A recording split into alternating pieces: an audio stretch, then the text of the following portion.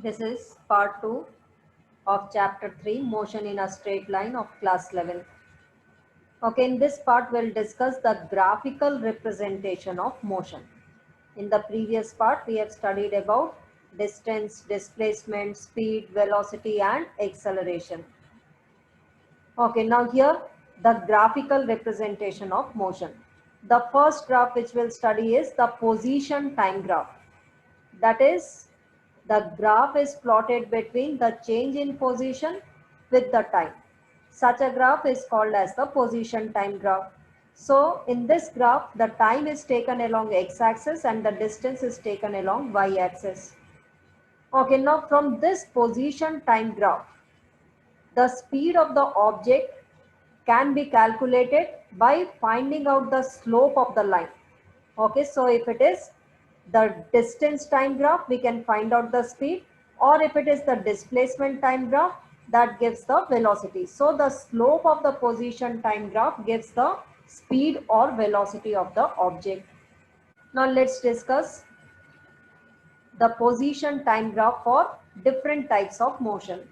First, for a stationary object, that is the object is at rest. The position time graph will be a straight line parallel to the time axis as shown in this figure 1. Okay, suppose the object is at 20 meters from the origin. With the time, its position is not changing with the time. So, the position time graph will be a straight line parallel to the time axis. Okay, and we know that the slope of the position time graph gives the speed or velocity. Here this line doesn't have any slope, so its speed or velocity is 0. Okay, or as such also it can be seen as it is at rest, not moving, so its speed or velocity is 0. Okay, whereas for uniform motion, the position time graph is a straight line OB which is having a constant slope and is inclined to the time axis as shown in figure 2. So for uniform motion means the object is covering equal distances in equal intervals of time. So for an object in uniform motion, the position time graph is a straight line OB as shown in this figure, which is having some constant slope and it is inclined to the time axis. Okay, now from here, the slope of any line is determined by tan theta. Now the slope of the position time graph gives the speed of the object. Okay, so tan theta here is giving the speed and tan theta can be determined by from this triangle perpendicular upon base, that is BC upon OC.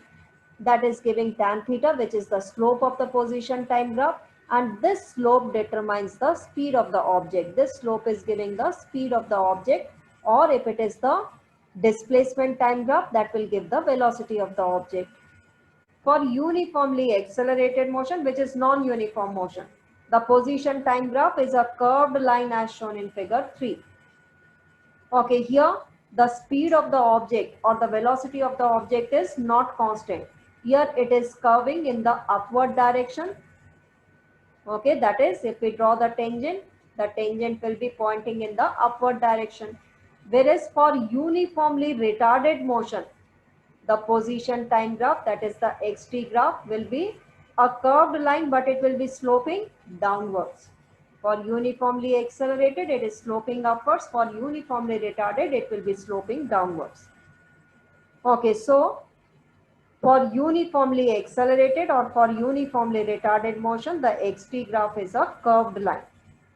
Accelerated motion sloping upwards, retarded motion it will be sloping downwards. Okay, so this is about position time graph. For an object at rest, the position time graph is a straight line parallel to the time axis and its speed or velocity is 0. Whereas for uniform motion, it is making an angle theta and this tan theta is giving the speed or the velocity of the object. For non-uniform motion, uniformly accelerated and uniformly retarded motion, both are non-uniform motions. So the xt graph is a curved line as shown in figure 3. Next is velocity time graph, which is the variation in the velocity with the time for an object. Okay, and for different types of motion, we'll discuss the velocity time graph. Now from the velocity time graph, we can determine two physical quantities. The first one is the distance covered by the object, which is found out by finding out the area covered under the velocity time graph. And the second quantity is the acceleration, which is determined by finding out the slope of the velocity time graph line. So from the velocity time graph, two physical quantities can be determined. Distance, which can be found out by finding out the area covered under the line. The second one is the acceleration, which can be found out by determining the slope of the velocity time graph line. Now let's discuss the VT graph for different types of motion. For uniform motion, the velocity time graph is a straight line AB which is parallel to the time axis as shown in figure 1. Okay, uniform motion means it's covering equal distances in equal intervals of time. So it is moving with a constant speed in a straight line, or you may say that it is moving with a constant velocity. So for uniform motion, the VT graph is a straight line parallel to the time axis. Now as said, two physical quantities can be determined. The first one is the distance covered. So the distance covered is the area under the line AB. So here we see that the shape is a rectangle. So the area of it will be OA into OC. That is, the area of this rectangle will give the distance traveled by the moving object. And the second physical quantity which can be determined is acceleration by finding out the slope of the line. Here this line AB doesn't have any slope, so its acceleration is 0. So the acceleration for uniform motion is 0. Acceleration is 0. Why? Because this line doesn't have any slope. That is, it's moving with a constant velocity. So V minus U is here equal to 0. So that is why its acceleration is 0. For uniformly accelerated motion, the velocity time graph is a straight line AB which is having a constant slope and incline by some angle to the time axis. Okay, now here both these figures, figure 2a and figure 2b, are representing the graph for uniformly accelerated motion. It is the VT graph for uniformly accelerated motion. But here in this case, we see that at t is equal to 0, the velocity is 0. So it means its initial velocity is 0. But here at t is equal to 0, the particle possesses some velocity. So here the initial velocity u is equal to OA. So in this case, the initial velocity is not equal to 0. Whereas in this figure A, the initial velocity of the particle is 0. Okay, now from here, we can find out two physical quantities. The first one is the distance covered. So the distance covered is area under the line AB. That is area of this ABC. Whereas in this case, the distance covered is again given by area under the line AB. But here it will be the area of this triangle plus the area of the rectangle. Okay, and the slope of the line, it gives the acceleration, and slope we know that can be determined by tan theta. So here the slope is giving the acceleration, and we know that slope of any line can be determined by tan theta, and tan theta is perpendicular upon base, that is it is equal to BC upon AC. So this slope gives the acceleration.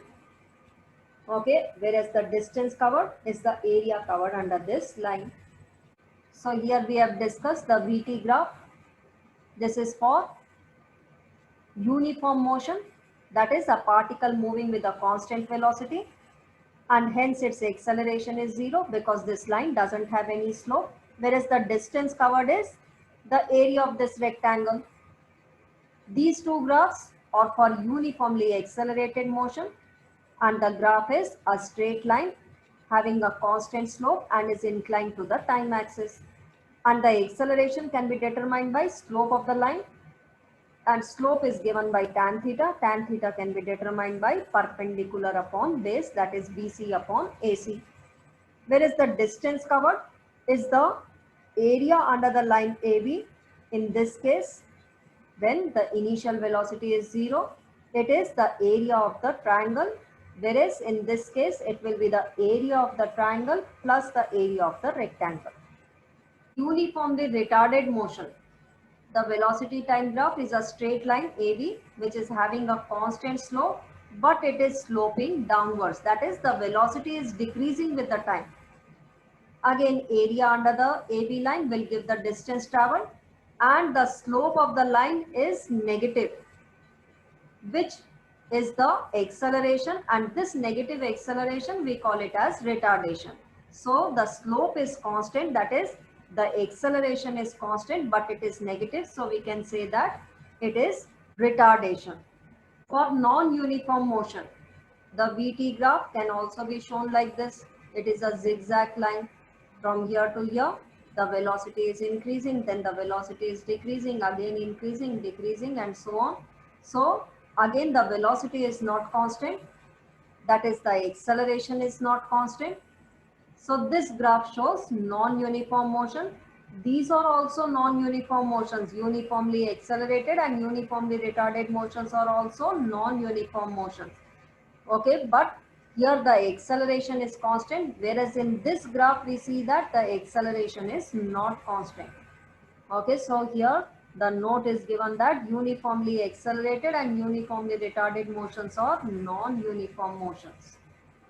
Now let's derive the equations of uniformly accelerated motion.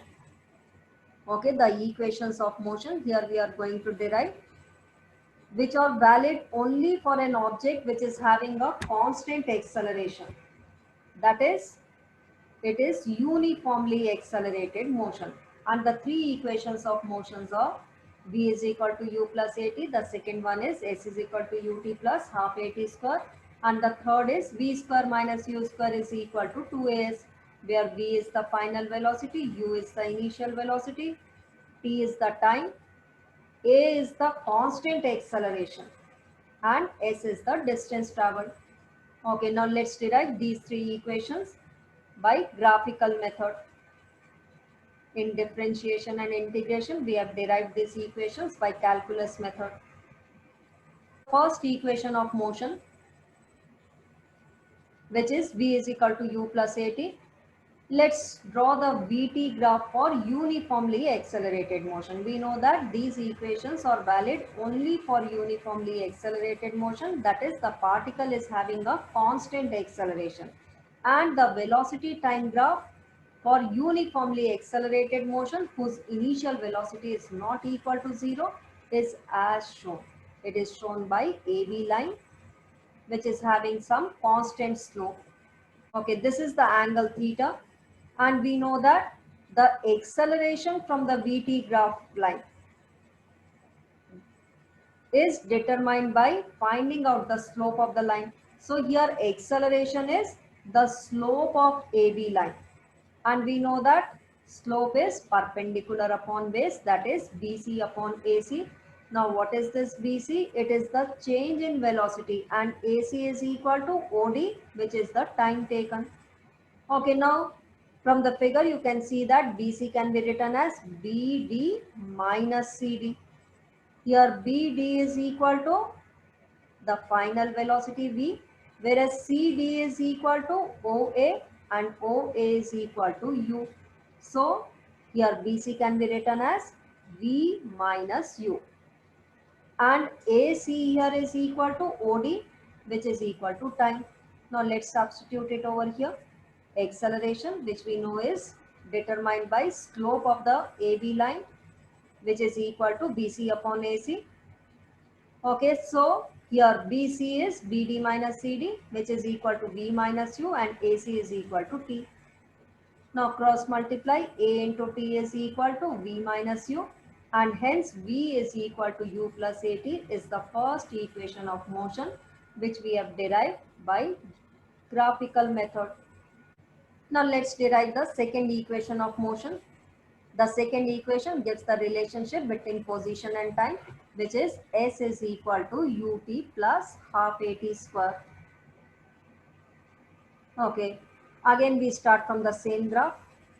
Okay, as we know that these equations are for uniformly accelerated motion, that is the acceleration should be constant. So we plot the velocity time graph for uniformly accelerated motion whose initial velocity is not equal to 0. So here OA is the initial velocity, and we know that for uniformly accelerated motion the graph is a AB line which is having a constant slope. Okay, now here we have to determine the distance, and we know that the distance traveled from the VT graph can be determined by area under the line. That is area of this triangle ABC plus the area of the rectangle OACD. Area of the triangle we know is equal to half base into height, that is half BC into AC, whereas the area of the rectangle is OA into OD. Okay, now from here we know that BC can be written as BD minus CD, and BD is the final velocity and CD is equal to OA, which is equal to U. So BC can be written as V minus U. Now then AC is equal to OD and OD is equal to T. Okay, then OA is the initial velocity, OD is the time. Now substituting it over here, S is equal to half BC is V minus U into AC, which is T, plus U into T. Okay, now in this equation we see that there is no expression of the final velocity V. So we have to eliminate this V, and how can we eliminate it? By using the first equation of motion. We know that V is equal to U plus AT, so V minus U is equal to A into T. So substituting this V minus U as A into T, we get the equation S is equal to half A into T plus U into T.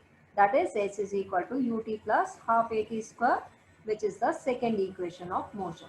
So here we have derived the second equation of motion graphically from the velocity time graph. Okay, which is for uniformly accelerated motion. We find out the distance. Distance is the area covered under the AB line, that is the area of this triangle plus the area of the rectangle, and hence we get the equation S is equal to ut plus half at square. Now let's derive the third equation of motion, which gives the relationship between position and velocity. And the third equation of motion is V square minus U square is equal to 2as. Again here we have to find out the distance traveled. So first we plot the VT graph for uniformly accelerated motion, which is the AB line having some constant slope. Okay, and the initial velocity here is not equal to 0. OA is giving the initial velocity, whereas B to D is the final velocity V. Okay, again as we have to find out the distance from the VT graph, how can we find out the distance? Distance is the area covered under the AB line. Like in the previous equation, we have considered area of this triangle plus the area of the rectangle. The same way also it can be done. Now let's do it in a different way. Let us consider this shape to be a trapezium. Now let's find out the area of the trapezium. Okay, so the distance traveled is the area under the line AB, that is the area of the trapezium OABCD. Okay, and we know that the area of the trapezium is half sum of the parallel sides into the perpendicular distance between them. The two sides parallel are OA and BD. So the sum of the parallel sides is OA plus BD into the perpendicular distance between them is OD. Now from here we know that OA is equal to U, BD is equal to the final velocity, and OD is equal to T.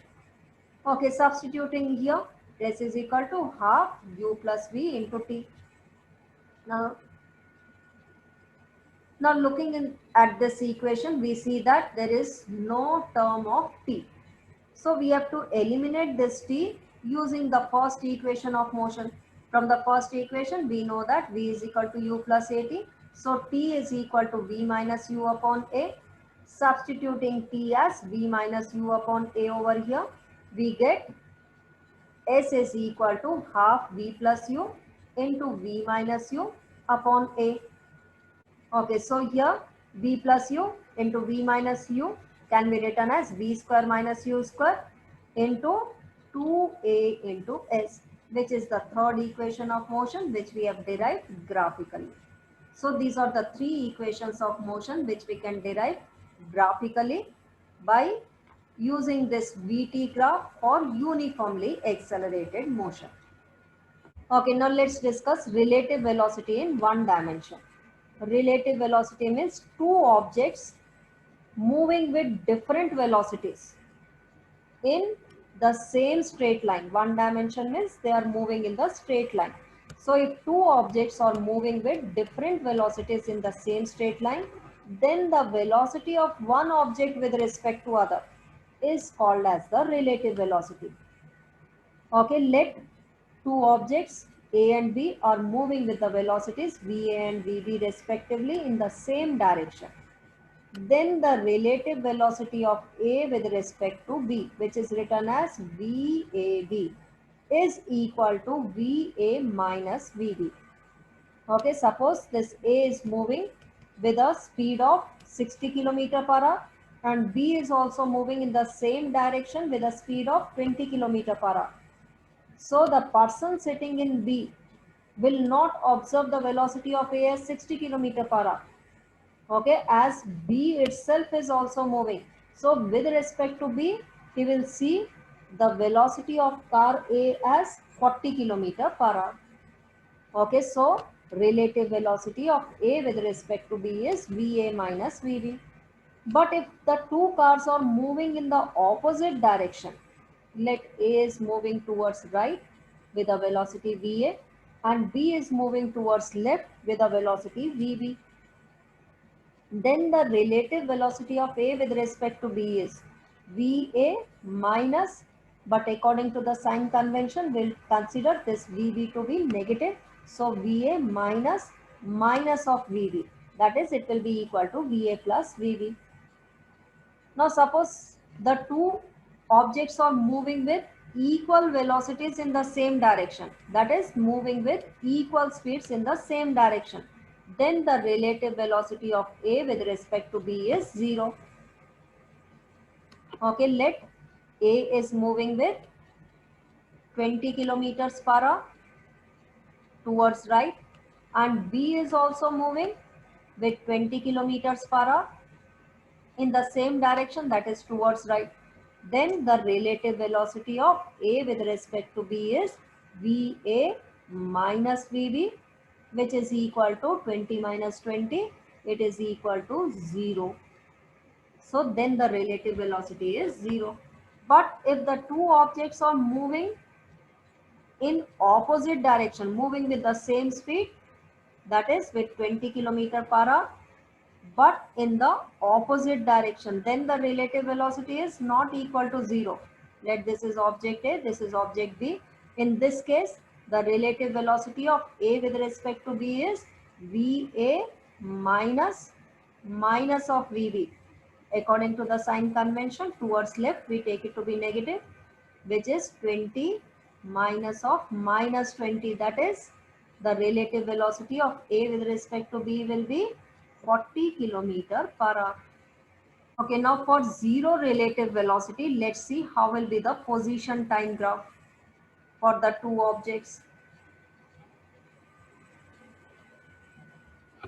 Okay, let position x is taken along y-axis and time is taken along x-axis. Okay, we know that the slope of the position time graph gives the speed or the velocity. So here both the lines will have the same slope, that is both the lines will be parallel to each other. Both the lines will be making same angle theta with the time axis. That is, both will have the same tan theta. That is, both are moving with the same velocity. Like here VA, A and B both are moving with the same velocity. Then only their relative velocity are 0. So this graph is representing that the relative velocity is 0, whereas if the relative velocity is not equal to 0, then the position time graph will be as shown.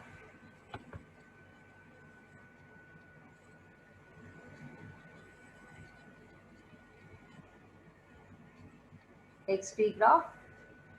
One line will have a greater slope than the other. Let this is the line A, object A, and this is the object B.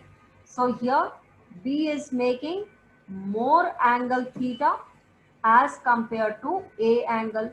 So this is the angle theta made by B object. This is the angle theta made by A object. So as their relative velocity is not equal to 0, so one line will have a greater slope than the other.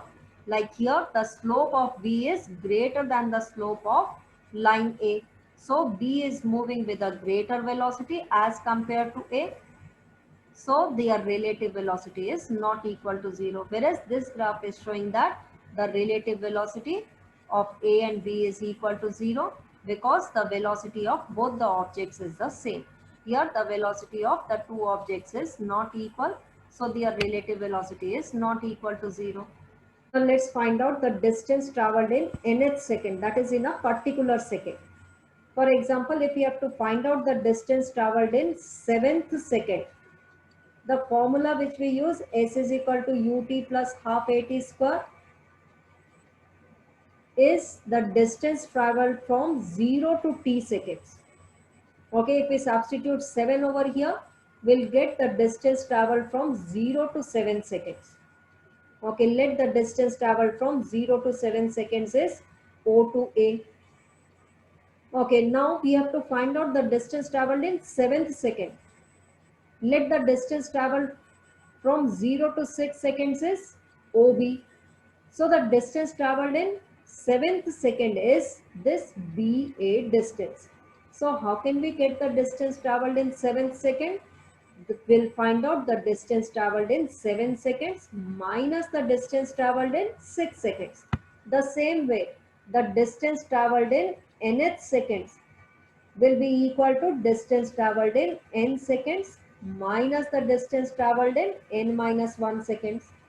Okay, and the distance traveled in n seconds, we'll use this formula ut plus half at square by substituting t is equal to n. So it is equal to un plus half an square. Whereas the distance traveled in n minus 1 seconds, that is t is equal to n minus 1. So u into t here is n minus 1 plus half a into n minus 1 whole square. Now let's simplify. Un plus half a n square minus inside the bracket un minus u plus half a. Let's open this bracket, n square plus 1 minus 2n. Okay, so this can be written as un plus half an square minus un minus u plus half an square plus half a plus half a into minus 2n. Okay, so un cancels by minus un, whereas half an square minus half an square cancels out. So we get minus into minus, u minus half a. Okay, this is minus a into n. So this will become plus a into n. That is, this can be written as half a into 2n. Okay, and if we take half a common, then inside the bracket it would be 2n minus 1. So the distance traveled in nth second is given by u plus half a into 2n minus 1. Okay, whereas this formula s is equal to ut plus half a t square is the distance traveled from 0 to t seconds, and this is for a particular second, nth second. Okay, let's do one question. Given that a particle is having an initial velocity of 20 meter per second and the acceleration is 2 meter per second square. Let's find out the distance traveled in 7th second. So we'll use this formula. The distance traveled in 7th second is u, which is 20, plus a by 2, that is 2 upon 2 into 2n minus 1. 2 into 7 minus 1. So it is equal to 20 plus 14 minus 1 is 13. So the distance traveled in 7th second is 33 meters. Okay, whereas if we find the distance traveled in 7 seconds, we'll use this formula ut plus half at square. So we have completed this chapter. Now in the next part, we'll discuss the questions, numericals based on this chapter, the NCERT questions as well. Few more numericals will be discussed. So in order to watch it, kindly subscribe to the channel. Thank you.